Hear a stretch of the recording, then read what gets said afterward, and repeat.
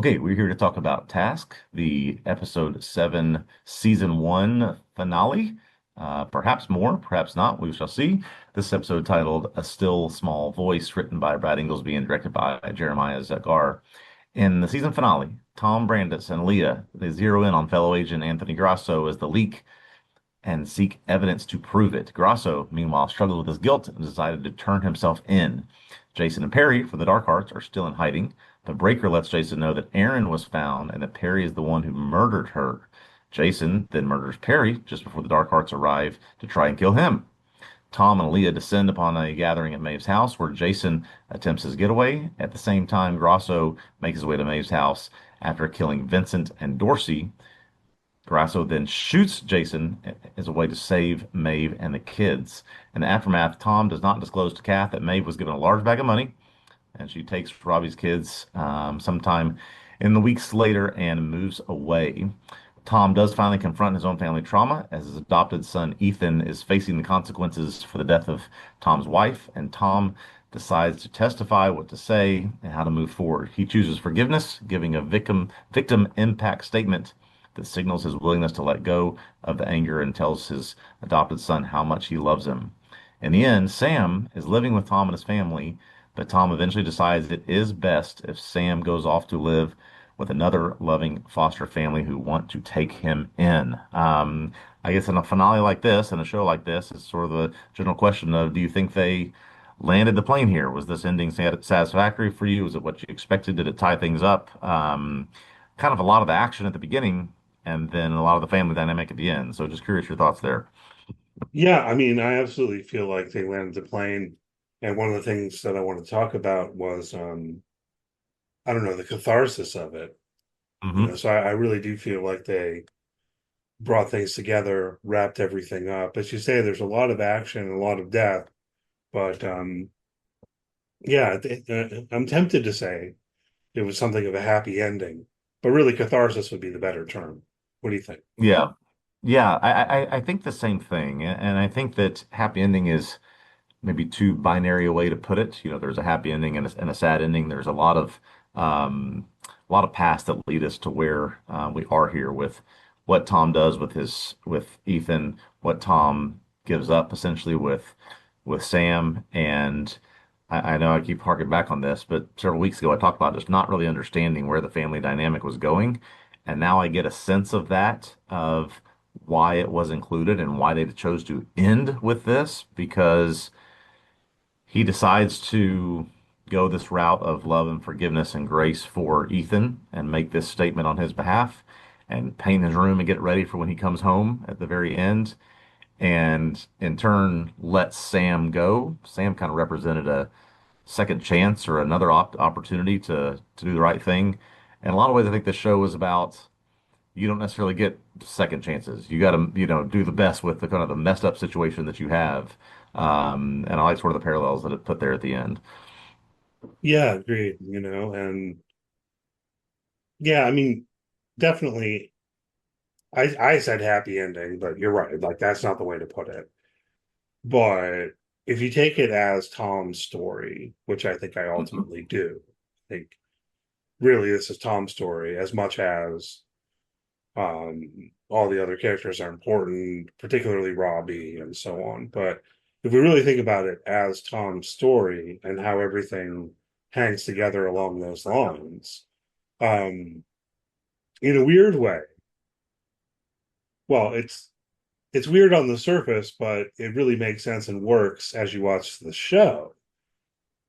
This is all good for him. Mm, You know what I yes. mean? Like if you think about it at the beginning, um, he's getting drunk every night. He's Yeah. sort of neglecting his daughter Emily. He doesn't want to give the victim statement for Ethan. He's not sure like he ever Yeah. wants to see Ethan again. He doesn't want him to come home. Like there's all of this um I don't know, man. There's all of this pain that he can't find a way to work through. And Yeah. somehow through the process of this story, he does that. And I mean in a Yeah. way he does it because Robbie and his crew messed up a drug robbery and kidnapped a kid, and everything that happens kind of culminates in that. But it definitely landed for me on those terms that, yeah, the end is him coming around to forgive Ethan. And I thought it worked and was Yes. very powerful to me, when he comes to that moment of telling Ethan that whenever he gets out, come right home. Yeah, I'll be waiting for you. And I've seen a lot of praise for Ruffalo's speech monologue there at the end of this, where primarily for how reserved maybe it was. You could do the very emotional, crying, shouting, "Look at me," type of route, but he really just does a good job of someone who has realized that they're broken by this situation and um, trying to make amends as best he can when he has to make a public statement in front of a crowd of people. And I found if this was the end of Tom's story, I found it to be very powerful. Yeah. And even the decision to do that, right?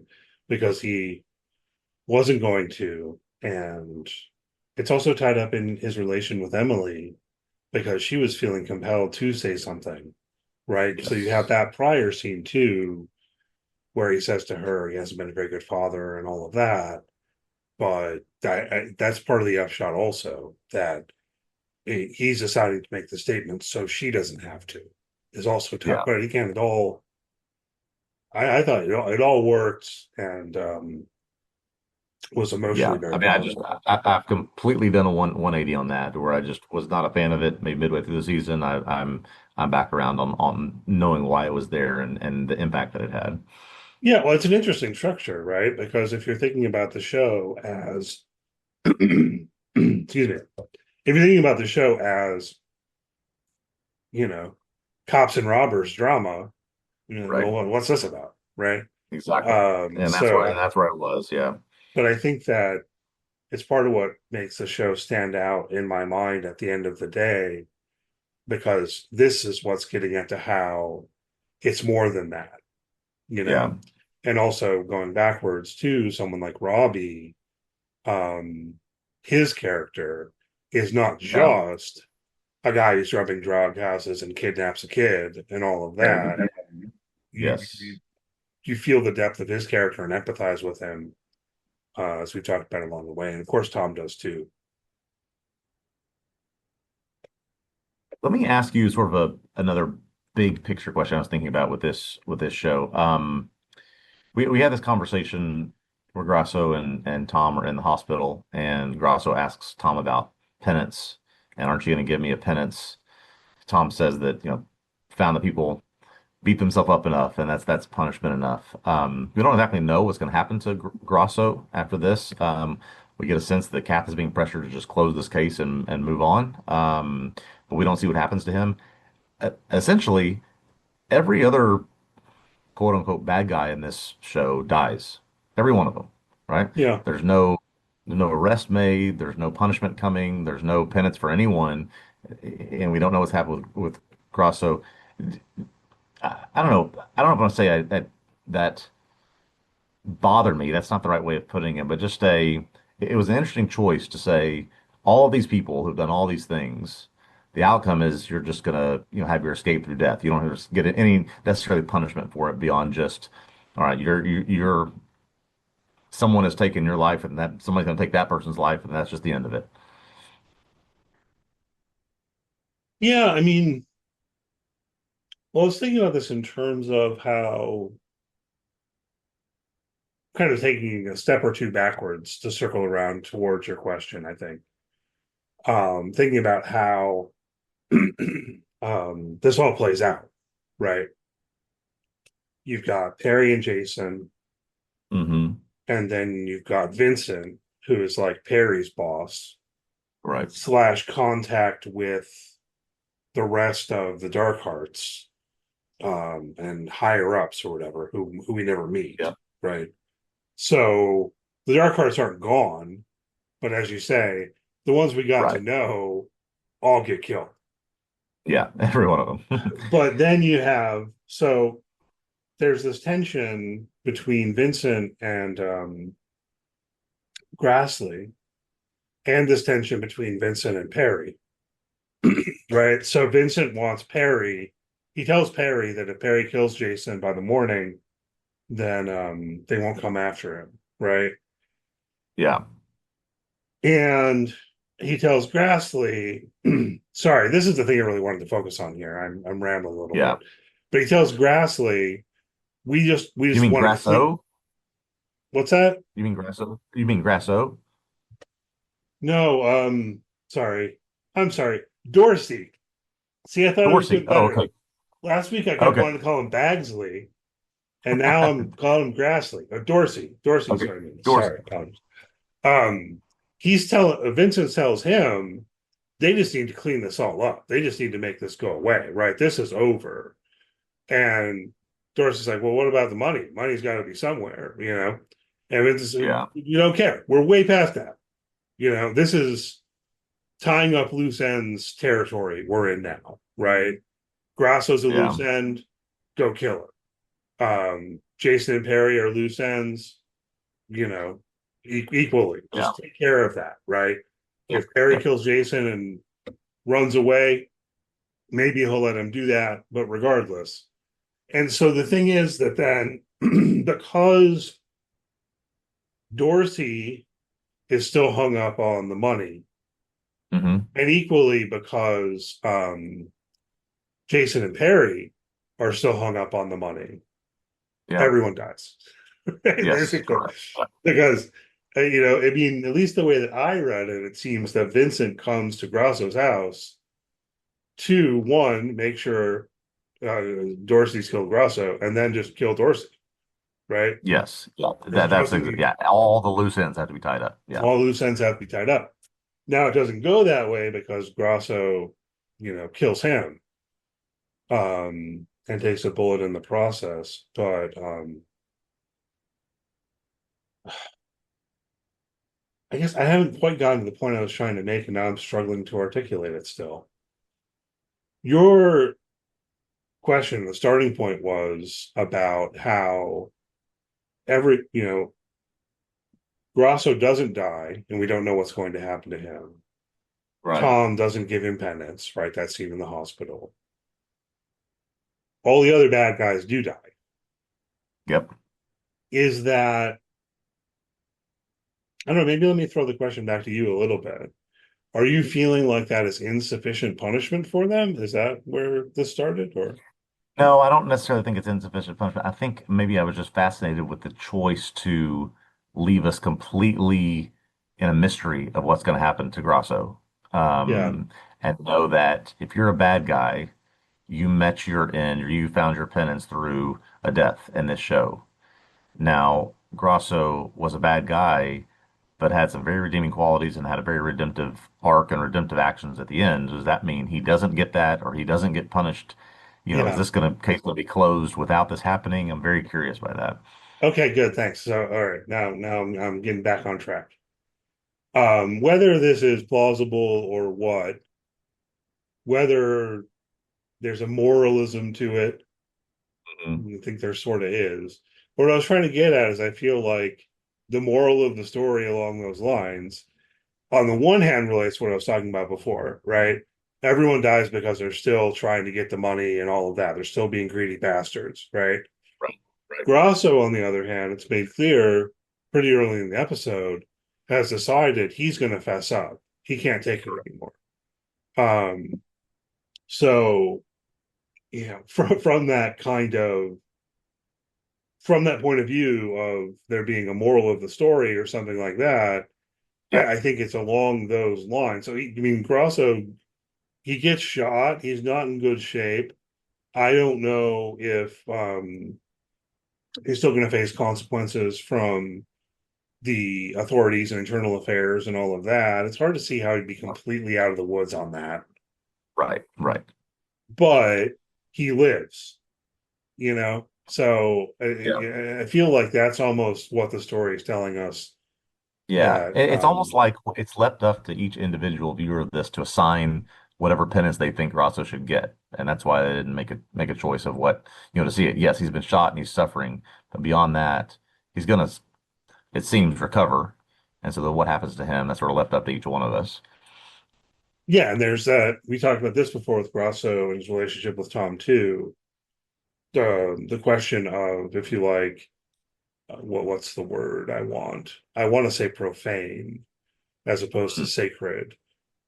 If that maybe that works, I don't know. But it's like, okay, it's like at the terrestrial mundane level, it's an open question of whether he will be punished by the FBI and things like that. But Yeah. when he's asking Tom that question in the hospital, I think it's calling back to their conversations about Tom being a priest, Hmm. so like, are Yep. you going Yep. to give me penance to get right with God or something like that? Right. And thus Tom's line, I mean, it's worth thinking about, but he says, I never gave penance. I always found people were hard enough on themselves, right? Like, the important thing is what Grasso's already done. Um, Not like I'm going to make you beat yourself up more. You're going to beat Right. yourself up because of the guilt you feel enough already. Yeah.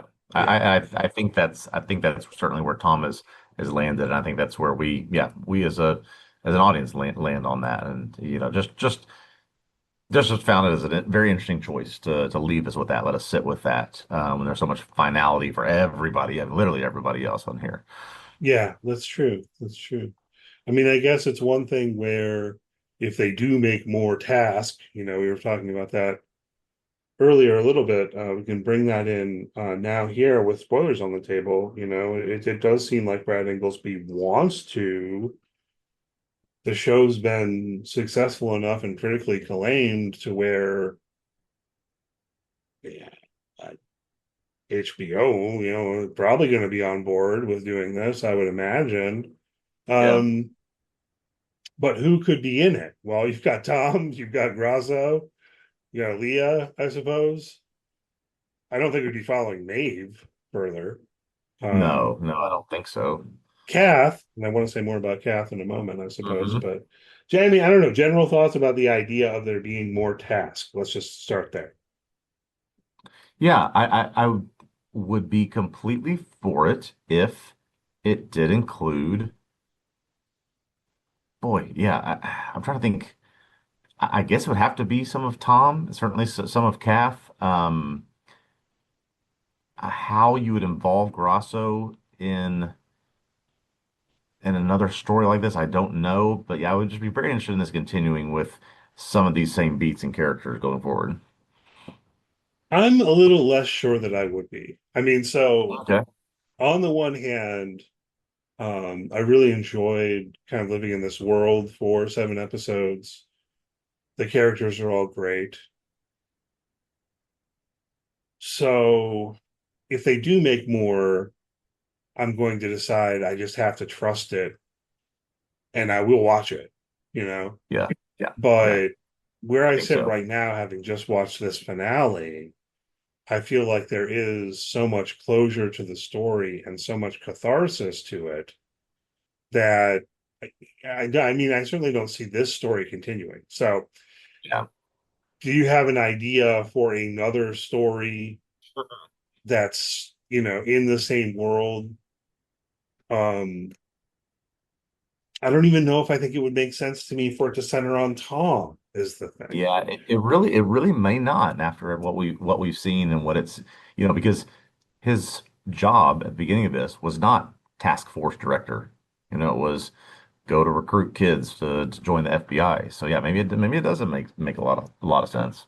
So I don't know. Then you could do some other kind of story where I mean it could be like Aaliyah and a new her new partner who's played by probably some man Right, right. involved in some case with little almost cameos from Mark Ruffalo or whatever. And I don't know if how I feel about that either. So I don't know. I have some hesitation. As good as I think this show was, and as much as I feel like if they do decide to make more, I'll just have to trust Brad Inglesby and the others, behind the Yeah, scenes and everything. Um, yeah, if it were me from an artistic point of view, I would be more saying like, okay, but like, what's the idea? We're not going to make more just to make more for money, or yeah, something. yeah. But I'm not. But if you're an HBO executive, there's a good chance you'd be sitting there saying, "Yeah, sure, we'll make more. We like money," you know. So Absolutely. I did think it was interesting that Inglesby apparently wants to make more, whatever that might look like. So Yeah. hopefully he has ideas. Let me circle around to Kath because this would be maybe the big thing where I could see something carrying over in a certain way. We've had our suspicions of her over the course of the season. Where are you at with regard to Kath coming out of the finale? Yeah, she seems, from best I could tell, she's come out of this clean. She is now, she's doing some underhanded things by going and getting their guns back when they shouldn't have them and things like that. But we can overlook all that stuff because it doesn't appear that she is any kind of mole at this point. Although I wouldn't say we have been 100% guaranteed of that. It doesn't appear that that's the case right now. Agreed. I mean, it doesn't feel like it. Seems like she's one of the good guys. She's helping a lot in order to Yeah.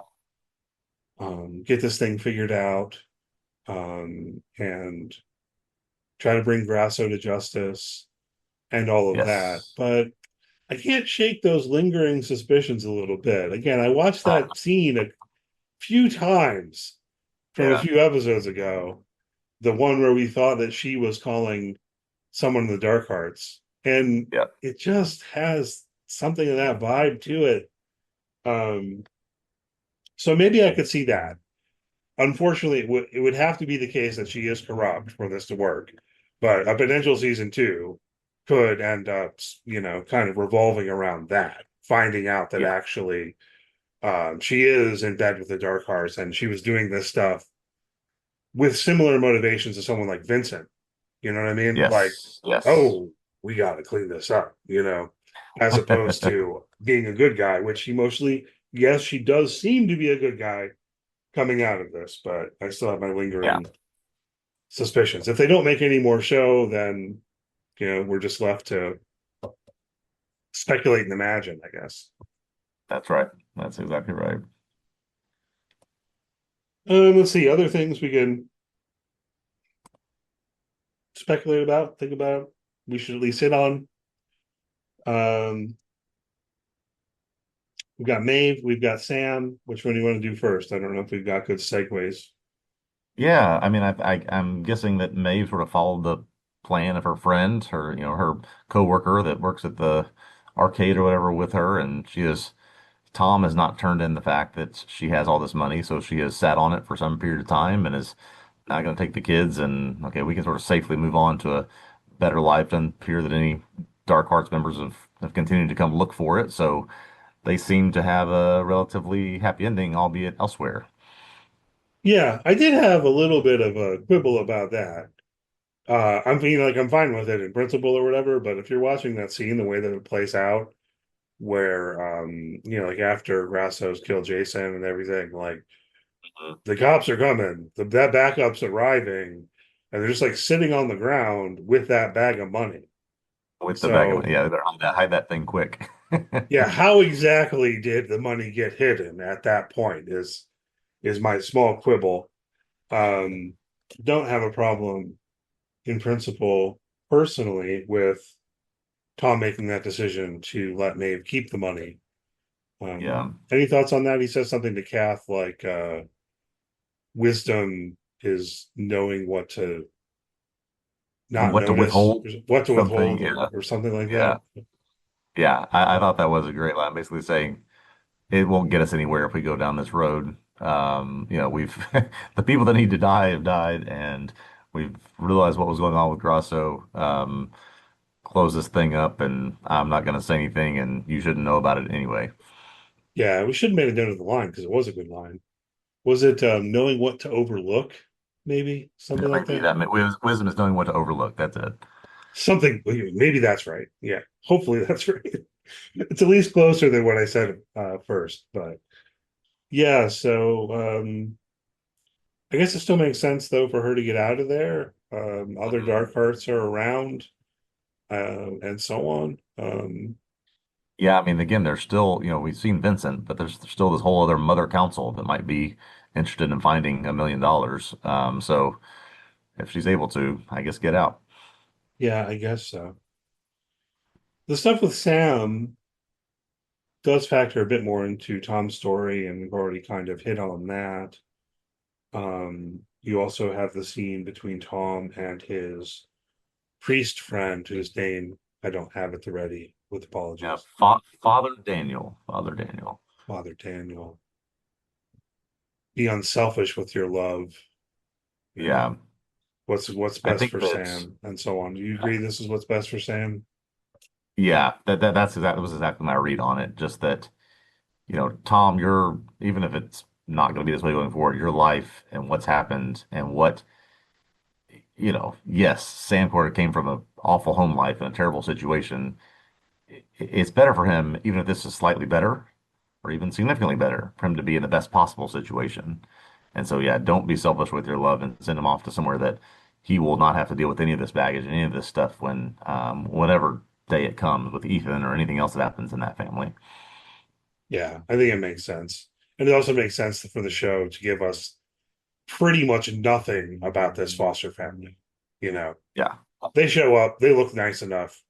That works. That's good. We don't even hear them speak, right? that's right. Nothing, Um, nothing. Yeah, but I they just think that's fine. look like a loving family. Yeah, I think that's fine. I did find myself imagining another thing that doesn't happen, but I imagined happened in the margins somewhere off screen would be like Tom telling Sam, well, that of course he's always there if Sam needs him or something like that. yeah, You know, yeah. That's exactly right. Yeah. and Hopefully that family has some chickens that he can go play with. yeah, indeed. And we end with Tom staring out the window, looking at the birds. Yeah, he gets to just do what he loves and getting the room ready for Ethan whenever he does come home. He's taken the vodka cup and cut it up and made some sort of, I don't know if that was a telescope or a tool or something that it was we see there at the very end, but he's not no longer relying on his old Phillies cup to, drown himself in vodka anymore. He's moved on from that. Right. So I mean that kind of brings our conversation full circle. And I really did feel like the episode overall was cathartic. Um, maybe including the bad guys getting killed and stuff like that, Yep. Um, everything is just kind of coming to that sort of closure. And yeah, Yeah. again, I think, viewing it as Tom's story overall, Yeah. it really does work. But then, I mean, it's kind of interesting to say, like, oh man, here's a story about a guy whose life was really helped and turned around by um, a theft, a kidnapping, and a bunch of murders, but now he's got it together. I would just say very, very pleasantly surprised and satisfied that, yeah, you go into this thinking this is going to be, as you said, a show about people who rob houses and a task force that's set up to find them, and turns into a lot more, which I think was a really nice way to circle this all together. Yeah. Really good series. Glad that we took the time to talk about it here on the podcast the past few weeks. And yeah, I don't know. Anything else you want to say before we wrap up? I think that about covers it. Yeah, very glad to have covered it. All right. Well, thanks always for listening, everybody. Hopefully you've enjoyed the podcast. If so, please do leave a good rating, review, all that good stuff. If you're on YouTube, hit the thumbs up, subscribe to our YouTube channel. Really appreciate it. You can check out tvobsessive.com. There's all sorts of written work there on TV past and present. Poke around a bit. If you want to follow the site on social media, search for TV Obsessive. You should find us on pretty much whatever platform. And we'll be back next week. We're going to pop in on the premiere of It Welcome to Derry. That's the plan. So hopefully you'll join us then. And we'll see you next week. All right, looking forward to that, and we'll see you then.